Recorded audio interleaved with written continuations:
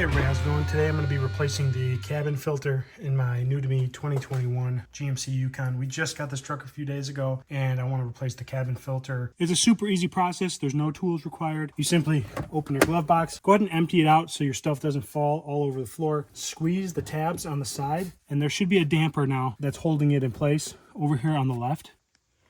It's hard to see because of the dark, but there is a damper and you simply loosen the damper.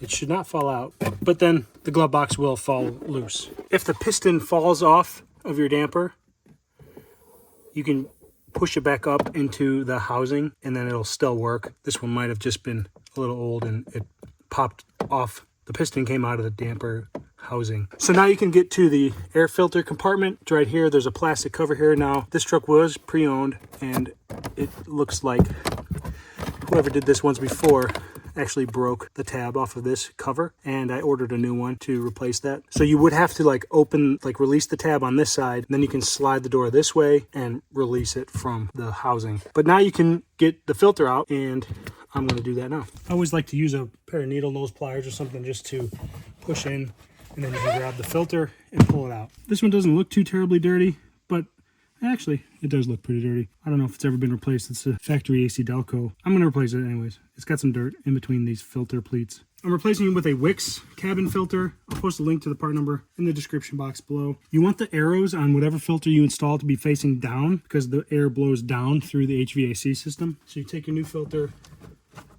get it up in there, slide it back into place. So here's the new door, and here's the old one. You can see it's broken off there on the end.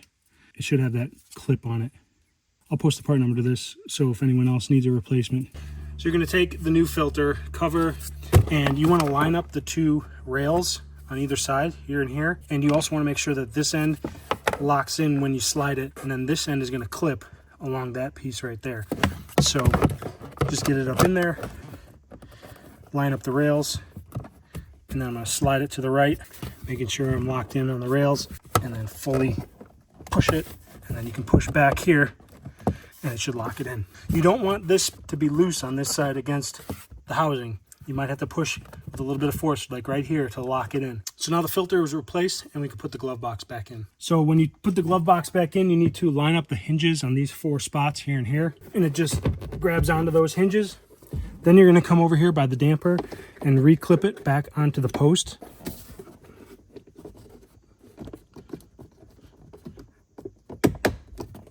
Like that.